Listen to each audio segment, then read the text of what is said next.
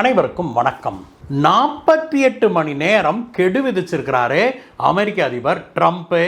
யாருக்கு கெடு விதிச்சிருக்கிறாரு, எந்த விஷயத்தில் அப்படின்னு இந்நேரம் நீங்கள் கெஸ் பண்ணியிருப்பீங்கன்னு தெரியும். ஏன்னா எல்லாம் நம்ம வியூவர்ஸ் அல்லவா, எல்லாம் அப் டு டேட்டாக இப்படி ஃபிங்கர் டிப்பில் எல்லா நியூஸும் வச்சுருப்பீங்கன்னு நமக்கு தெரியும் நண்பர்களே. அதுலேயும் லேட்டஸ்டாக இப்போ என்ன நடந்திருக்குது அப்படிங்கிறது தான் இன்றைக்கி பேச போகிறோம். நான் எந்த டாப்பிக்கை பற்றி பேச போகிறேன் அப்படிங்கிறத நீங்கள் கெஸ் பண்ணிட்டீங்களா? அந்த விஷயத்தினால இந்தியாவுக்கு என்னென்ன பாதிப்பு வரப்போகுது அதையும் இன்னைக்கு பேச போகிறோம் நண்பர்களே. வாங்க.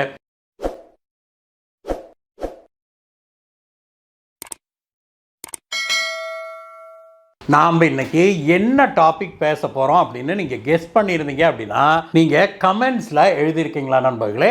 ஈரானுக்கும் அமெரிக்காவுக்கும் நடக்கிற பிரச்சனையில் தான் அமெரிக்க அதிபர் ட்ரம்ப்பு ஈரானுக்கு 48 மணி நேரம் கெடு விதிச்சிருக்கிறாரு அப்படின்னு உங்களில் எத்தனை பேர் சரியாக எழுதியிருக்கிறீங்க அப்படின்னு சொல்லி பார்க்கலாம். அமெரிக்க அதிபர் ட்ரம்ப் நேற்றைய தினம் ஈரானுக்கு ஒரு கடுமையான எச்சரிக்கை ஒன்று விடுத்திருக்கிறாரு. அவர் என்ன சொல்லியிருக்கிறாருன்னா, இன்னும் 48 மணி நேரம் டைம் தர்றேன், அதுக்குள்ள நீங்களா வந்து எங்ககிட்ட உங்களுடைய நியூக்ளியர் ஃபெசிலிட்டிலாம் இருக்குது இல்லையா, நியூக்ளியர் என்ரிச்மெண்ட் ப்ரோக்ராம் இருக்குது இல்லையா, அதை பற்றி நீங்களே வந்து எங்ககிட்ட பேச்சுவார்த்தை நடத்துங்க. அதை என்ன பண்ணுறது, எப்படி அதை குறைக்கிறது அல்லது நிறுத்துறதுன்னு நாங்கள் முடிவு செய்வோம். இந்த ஒரு பேச்சுவார்த்தைக்கு நீங்கள் இறங்கி வந்தீங்க அப்படின்னா உங்களை நாங்கள் தாக்க மாட்டோம், இல்லை அப்படின்னா உங்களைய ஒன்றும் இல்லாமல் பண்ணிடுவோம் பார்த்துக்கோங்க அப்படின்னு சொல்லி அவர் சொல்லியிருக்கிறாரு. அமெரிக்க இராணுவத்தை வைத்து ஈரானை தாக்காமல் இருக்கிறதுக்கு நாங்கள் சொல்கிற கண்டிஷனுக்கெல்லாம் ஒத்து வரணும்.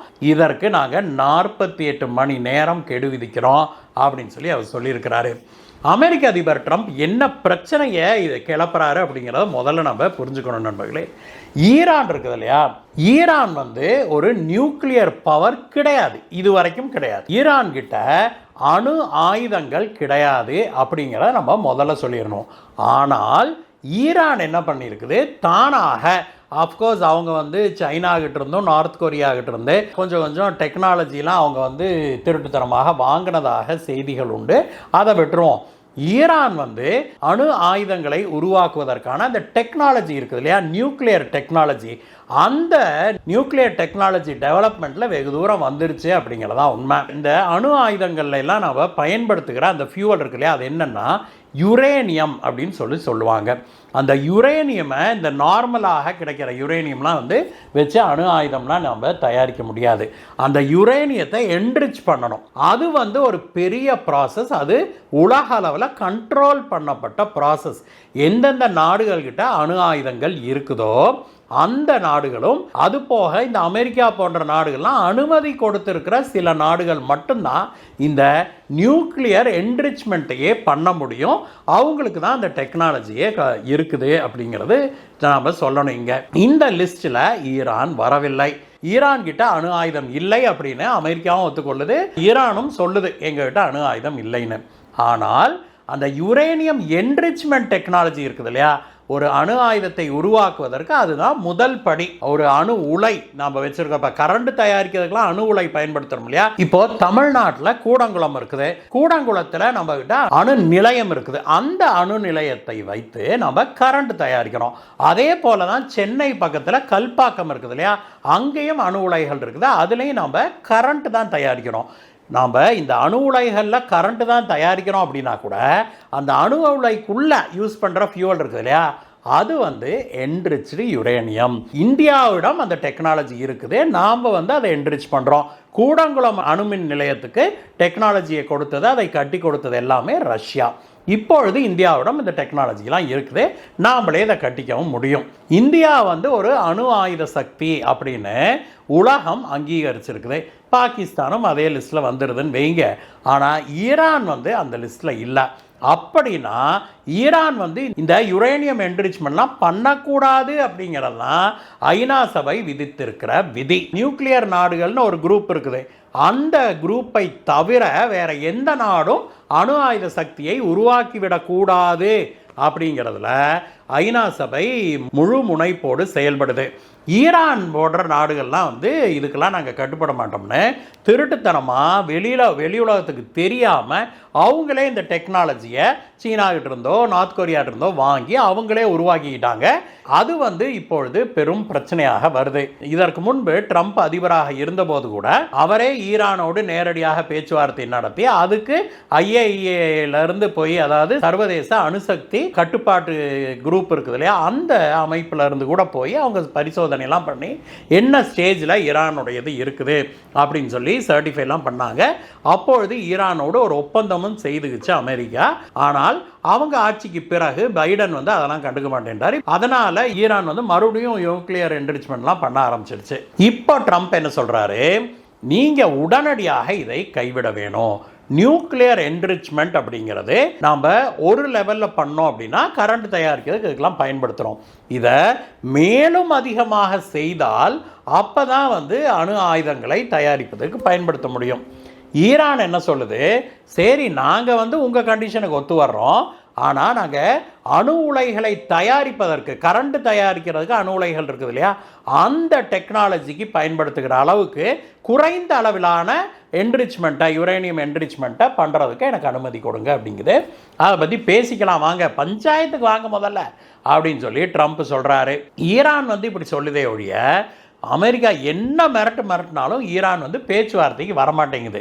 இந்த சமயத்தில் தான் அமெரிக்காவுடைய அதிபர் ட்ரம்ப் ஈரானை அப்படி பயங்கரமாக ஆம்ட்விஸ்ட் பண்ணிட்டு இருக்கிறாரு. ஒரு பக்கம் பேச்சுவார்த்தைக்கு வாங்கன்னு சொல்லி அவர் கண்டிஷன் போடுறாரு, இன்னொரு பக்கம் என்ன பண்ணுறாரு, பேச்சுவார்த்தைக்கு வரல அப்படின்னா உங்கள் நாட்டையே உண்டல்லேன்னு பண்ணிடுவேன். உங்களுடைய நாட்டு மத குரு இருக்கிறது இல்லையா கமேனி, அவரை நாங்கள் தீர்த்து கட்டிடுவோம் அப்படின்னு நேரடியாகவே எச்சரிக்கை விடுக்கிறாரு. அவர் எச்சரிக்கையை சும்மா விடலை, ஏற்கனவே 2 விமானம் தாங்கி கப்பலை அந்த ஏரியா கொண்டாந்து நிறுத்திட்டாரு. அது பத்தாதுன்னு இங்கிலாந்துல தாங்க நிறுத்தி வச்சிருந்த பல F-35 மற்றும் பிற ஃபைட்டர் ரக விமானங்களை, அதிநவீன போர் விமானங்களை அங்கிருந்து கொண்டுகிட்டு நூற்றுக்கணக்கான விமானங்களை இப்பொழுது ஈரானை சுற்றி இருக்கிற நாடுகளில் இருக்கிற தங்களுடைய இராணுவ தளங்களில் நிறுத்தி வச்சிருக்குது அமெரிக்கா. தாக்குதல் நடத்துவதற்கு எல்லா முன்னேற்பாடுகளையும் பண்ணிருச்சு அமெரிக்கா அப்படிங்கிறத உண்மைதான். ஆனாலும் ஈரான் இறங்கி வருவதாக இல்லை. இவங்க என்ன சொன்னாலும் அது கேட்க மாட்டேங்குது. அதனால தான் கெடு விதிச்சிருக்கிறாரு. 48 மணி நேரத்துக்கு கெடு விதிச்சிருக்கிறாரு ட்ரம்ப்பு. இதெல்லாம் ஒரு புறம் இருக்க, இன்னொரு புறம் பார்த்தோம்னா ஈரானுக்கு வெளியில இருந்தால் பிரச்சனை இல்லை, ஈரானுக்குள்ள மீண்டும் போராட்டங்கள் பெரிய அளவில் வெடிக்க ஆரம்பிச்சிருக்குது. ஏற்கனவே ஒரு மாதத்துக்கு முன்னாடி பெரிய அளவில் போராட்டங்கள் வெடிச்சது. அதில் ஆயிரக்கணக்கானோரை அந்த நாட்டு இராணுவம் சுட்டு கொண்டது நமக்கு நினைவு இருக்கலாம். ஒரு சில கவுண்ட்டுகளில் என்ன சொல்றாங்கன்னா 30,000 45,000 பேர் வரைக்கும் அதில் சுட்டு கொல்லப்பட்டிருக்கலாம் அப்படின்னு சொல்லி சொல்றாங்க நண்பர்களே. ஆனால் இதை பற்றிலாம் முஸ்லீம் நாடுகள்லாம் பேசுறதே இல்லை. நம்ம ஊரில் இருக்கிற முஸ்லீம்களும் பேசுறதில்ல.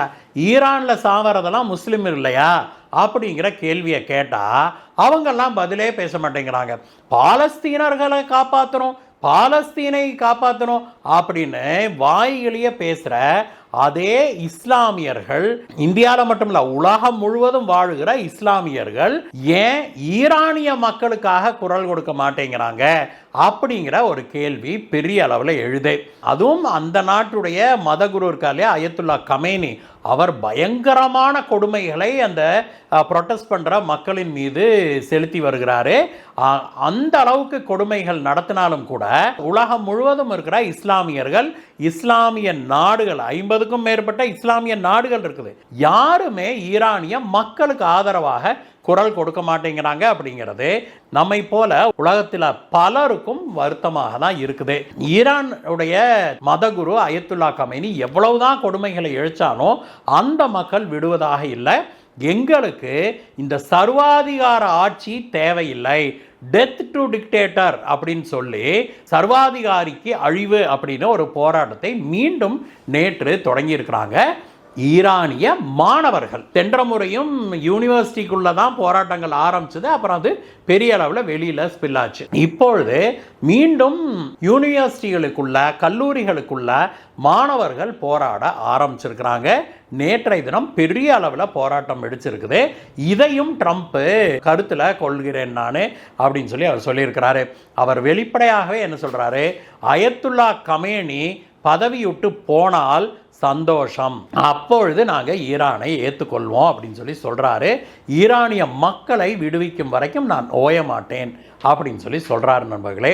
ஆனால் அந்த நாட்டு மதகுருவான இஸ்லாமிய அடிப்படைவாத குழுவுடைய தலைவரான அயத்துல்லா கமேனி அதையெல்லாம் காதில் வாங்குறதா இல்லை. யார் வெளியில் வந்தீங்கனாலும் சுட்டு கொண்டு விட பார்த்துக்கோ அப்படின்னு அவர் சொல்லிட்டு இருக்கிறாரு. அதை செய்து கொண்டும் இருக்கிறாரு.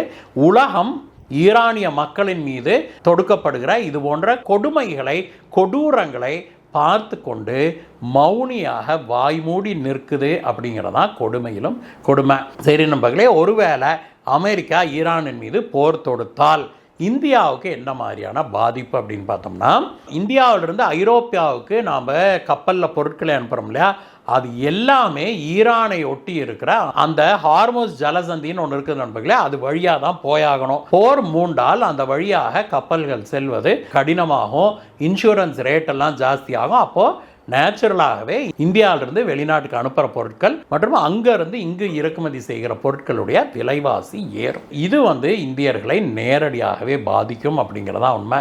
எது எப்படி இருந்தாலும் நண்பர்களே, நல்லதே நடக்கணும் அப்படிங்கிறதான் நம்முடைய அவாவாக இருக்குது. ஆனால் ட்ரம்ப் என்ன பண்ணுவார்னு அவருக்கே தெரியாது. அப்படிங்கிற ஒரு சூழ்நிலையில் தான் நாம் இன்றைக்கு வாழ்ந்து கொண்டு இருக்கிறோம். இந்த வீடியோவை பற்றிய உங்களுடைய கருத்துக்களை சொல்லுங்கள் நண்பர்களே. மீண்டும் உங்களை வேறு வீடியோ சந்திக்கிறேன் கைஸ். Bye bye.